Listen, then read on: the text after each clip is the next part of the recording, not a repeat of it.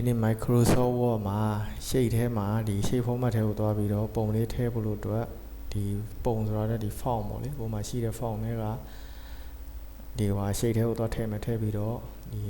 sticker ပုံစံမျိုးလေးလုပ်ကြည့်မယ်အဲ့တော့ Microsoft Word ကိုဖွင့်မယ်ဖွင့်ပြီးရင် new ကိုလာမယ်လာပြီး blank document တစ်ခုယူမယ်ယူပြီးရင် insert ထဲကိုသွားမယ်သွားပြီးရင်ရှေ့ကိုထပ်သွားမယ်ရှေ့ကိုသွားမယ်သွားပြီးရှေ့ထဲကိုကြိုက်တဲ့ဒီမှာကိုကြိုက်တဲ့ဟာတစ်ခုကိုသွားယူလို့ရတယ်အဲ့တော့ကျွန်တော်6000လေးတစ်ခုယူလိုက်မယ်ဖိပြီးတော့ဆွဲလိုက်မယ်အဲ့တော့ပြီးရင်ဒီထဲမှာဒီရှေ့စတိုင်ရှိတယ်ရှေ့စတိုင်အောက်မှာကိုကြိုက်နေတဲ့တဲ့ဟာတစ်ခုတုံးလိုက်ကျွန်တော်ဒီရောင်လေးပဲယူလိုက်မယ်ဒါလေးအဆင်ပြေတယ်ပြီးတော့ပြန်ပြောင်းလို့လည်းရအဲ့တော့ရသွားပြီပြီးသွားပြီဆိုရင်သူ့ထဲကိုခဏ font ထဲဖို့အတွက်ကိုယ်မှာတော့ရှိရမှာပေါ့ကျွန်တော်ဒီ character map ကိုခေါ်လိုက်မယ် character map ရိုက်ပြီးတော့ character map ထဲမှာဒီမှာကိုကြိုက်တဲ့ font နဲ့တော့ရေးလို့ရတယ်အဲ့ထဲကကျွန်တော်ဒီပုံလေးယူလိုက်မယ် select ပေးလိုက်မယ် copy ကူးမယ်ပြီးရင်ဒီခုနရှေ့ကို select ပေးပြီးတော့ control V နဲ့ paste ချလိုက်ဒီမှာရောက်သွားအဲ့မှာသူ့ကို select ပြန်ပေးပြီးကြီးလိုက်